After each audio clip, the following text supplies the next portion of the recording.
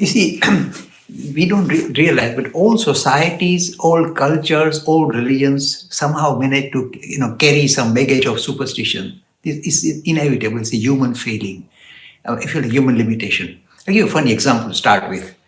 There was a Chinese monk who was teaching how to meditate, and he was a grand master, and he used to teach, and then he had a little black cat. So what he used to do is when the students came in, his disciples came in to study about meditation, he would just quickly tie up the little cat on a tree, near the tree, and then start his session. So for many years, he continued this practice, and the disciples were listening to him, meditating, and they all became masters. So they then went out to teach meditation to others. And the first thing they did is they bought a cat. And they tied the cat near a tree before they start teaching their course of meditation. And so this is how superstitions go. They think that somehow putting a black cat in a rope and in the tree nearby will allow them to get into a deep state of meditation just because they saw their master. So when you have the kind of connect things which are not directly related and try and give it greater meaning than it actually deserves, it creates superstition. Now this is not only a failing of religions, it's a social or cultural traditional issue. So this kind of weird stuff that we kind of get carried away, like you can't put your shoes upside down, or you can't shave your hair on this day or this. You see, it's purely, if you like, a tradition that has no direct relevance at all. You see, unless, I keep telling every viewer, unless whatever you hear or see, even from me, you hear something that doesn't make sense to you, just reject it. Don't swallow it. So like this superstition, there is absolutely no ground to believe that any bad luck will happen when you do that. I'll give you a list of Hindu superstition that will perhaps make you lighten up. There's a Hindu superstition that when you have a house or a shop or something, if you hang 7 chilies with 1 lemon at the doorstep, then no evil will enter the house. So even I've heard that one. Because this, limbu ne marcha tingala. How do you do that? The answer is this.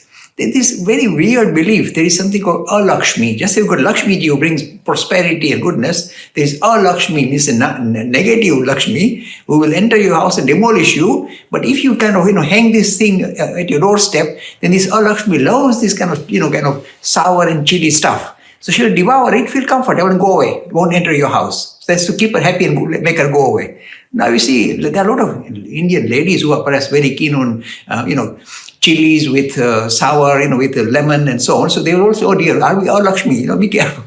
So you see, this is pure superstition, but it carries. And then I'll give you some more Hindu superstition just to lighten up a little bit. There's another Hindu superstition that, for example, if a black cat passes in the road, you can't cross, because if you cross, bad luck will follow.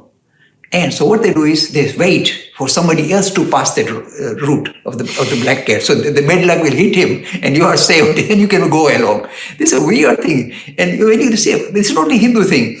This is applicable to all the world cultures. They think the black cat is unlucky. And when I did some research, why is poor black cat given such a horrible status? It started with the Egyptians.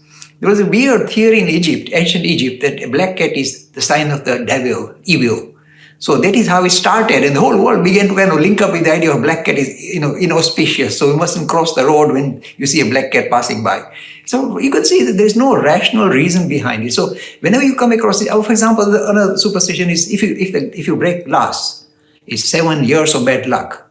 Why? I mean, come on. The answer would be very simple. Originally, it may be an idea that glasses are very expensive, very special, must be treasured. So we have to be extra careful not to break glasses. So we put in this idea that if you break glass, 7 years of bad luck. You see, this is not true. So when you explore most of these superstitions, they fail when you look at it in a very commonsensical manner. Let me just digress a little bit. One youngster said, Mr. Lakhani, you say common sense, use rationality, but how do you know that my rationality is right and your rationality is wrong? How do I know which rationality to rely on?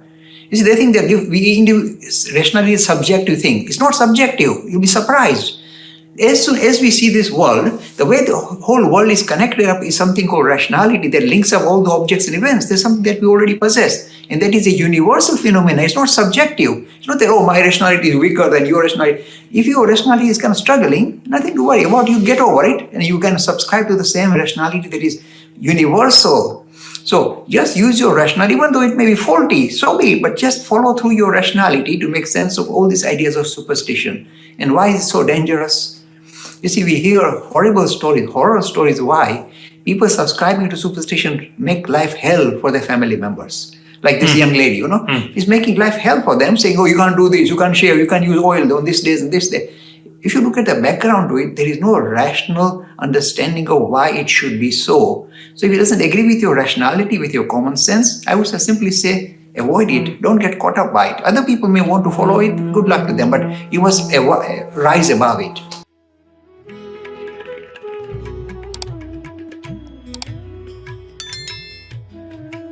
Free e-learning course in Hinduism. To register, please visit www.hindu-academy.com. Talks on Hinduism. Sponsored by People Care. Encouraging caring for the elderly in their own homes. For more information, please visit peoplecare.com.